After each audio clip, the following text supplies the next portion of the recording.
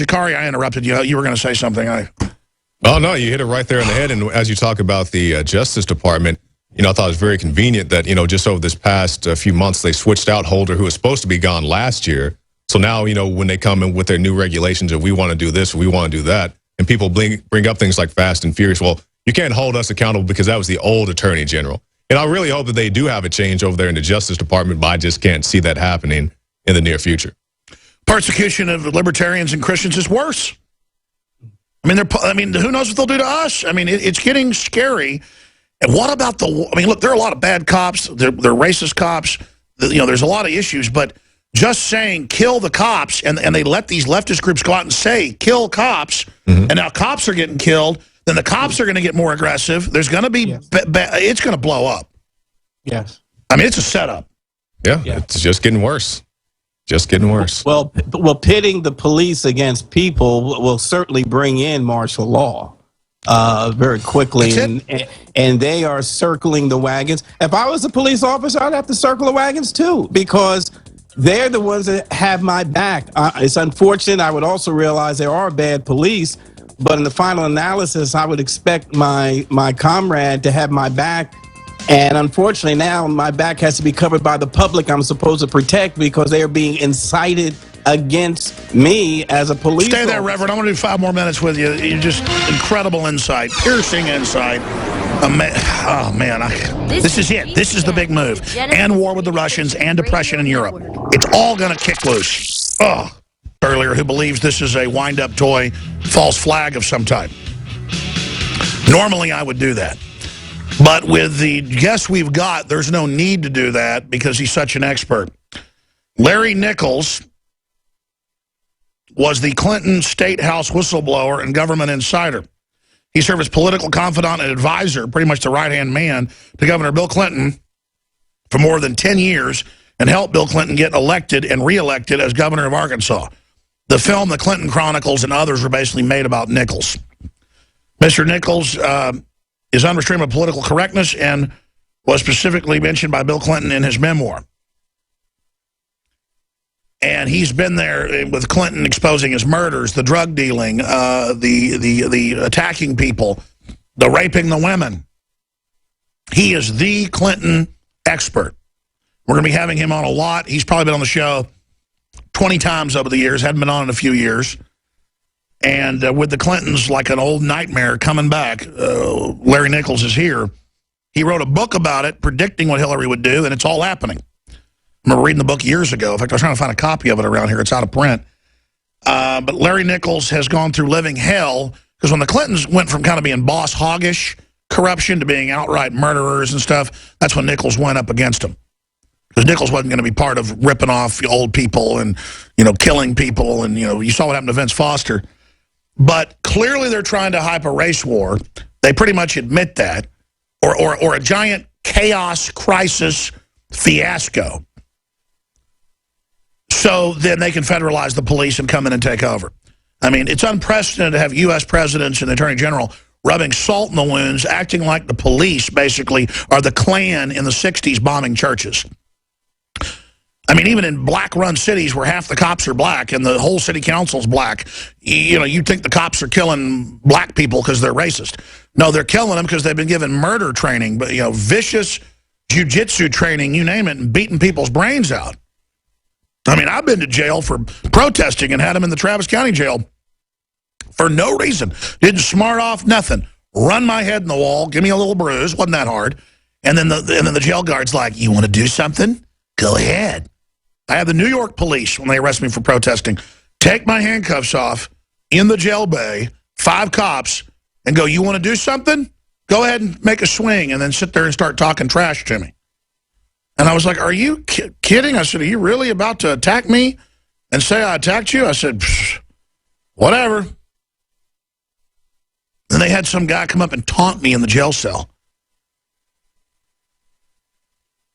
And I'm not even going to go into that. The point is, it wasn't because most of them were white in that precinct and I was white. You got some mentally ill jerks who want power, who get in there, and instead of running them out of the departments, they're trying to put them in departments in many cities. But is that a racial issue? maybe there's a stereotype that black people commit more crimes because of the type of crime and what's happened in those cultures. In some areas, that's true. And there's probably some racism, too. But in the final equation, having a war with the police is about bringing in chaos. So joining us is Larry Nichols. Jakari Jackson's riding shotgun. Larry, when we called him, said, you don't want to move me another day? Yeah, I want to get Larry back on next week for a full hour just on the Clintons. And we'll spend some time on him today. You can have this gone for 5 hours. And let's book him today for whenever you can do it next week. We really appreciate Larry Nichols coming on. But you can see order out of chaos. You can see that they plan to not relinquish power. You can see they've been running Obama the whole time. You can see that her chief of staff was at Bilderberg this year and nobody else, showing us where they're going. So, Larry Nichols, thank you so much for coming on the broadcast. Hey, Alex, how are you, my friend? It's an honor. Well, it's an honor to talk to you, and I want to get you on Skype as soon as we can, because I know you've got Skype capabilities most days, Larry, but it's good to see your picture up here on TV with us and radio. Where do you want to start? I mean, you really are, you were there where they were making the biscuits, you were there when they were making the sausage. I mean, you know how Bill Clinton was made and Hillary. What is going on? I mean, everybody has a bad feeling in their gut. We know bad stuff's coming. What do you see happening? Well, it's exactly what you and I had talked about years ago. Thankfully, thanks to you and other programs, we stopped it. You know, Bill was using, if you'll recall, Alex, Jesse Jackson.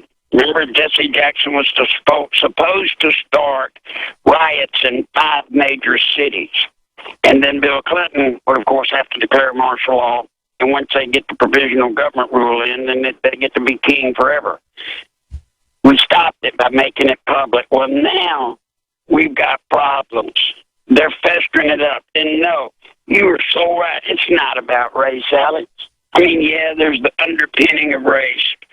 The folks, all of this that's going on is about power. Power. And the Clintons absorb power like we take in sunshine. Now, the thing that's going on today, you have to be so careful, so very careful, because at any time, you know, they're going to start tit for tat. Well, you kill some black guys, somebody kills some white guys kill some more black guys. And then you end up in this total chaos. And when that happens, all bets are off. And whoever is sitting, folks, whoever is in power, when this thing collapses, they become king or queen. BlackGenocide.org. Reverend Childress knows his eugenics history. He knows his globalist history probably better than I do. And BlackGenocide.org is just a treasure trove of fighting evil. I mean, my heart, I don't want to be one of these fake liberals like Clinton going, I love black people. I'm like a black person. You know what? I'm a person. I got red blood. And it makes me sick watching black people, particularly in the clutches of the nanny state that wants to kill them. And to know that these top liberals are current Grand Dragons, like Senator Byrd and others, who's dead now. He never left the Klan, folks. And does that mean the Republicans are good? No, they're horrible. Look at them with the TPP. And they want us at each other's throats. This is cynical. It's sick. And whether they wound this guy up or whether it was staged or not, they're not letting a good crisis go to waste. They're going to rub salt in the wound. And the scripting of, and they were there and he just cold-bloodedly killed him. And it was horrible. They wouldn't normally do that because they don't want to incite stuff. They are inciting. I don't know if the police chief is that stupid or was fed this by the Justice Department. But and then Reverend Childress points out Juneteenth's coming up, and then the big NAACP meeting and all this with all these movies and TV shows out about race. And the media, when you see prepping, and see, I was saying I didn't see the media with their talking points at first, but actually the talking points came before. And then they didn't want to be seen with their talking points because it's gotten too obvious. Like when Bloomberg got caught with the emails the night before saying, get Twitter ready for a big shooting, the night before Sandy Hook. I mean, I'm ranting here. Reverend Childress, we just got 3 minutes left in this short segment. I'm going to come back with Jakari Jackson and Larry Nichols. But other points you'd like to impart, and I'd like to invite you back on tomorrow, please, sir, as we know more about this. Well, it appears that Time Magazine, as you remember when the last time I was on your program, it was there in South Carolina where they said Black Lives Matter. Right now, South Carolina has become ground zero. Whatever happens from here certainly will determine the climate in America for a while.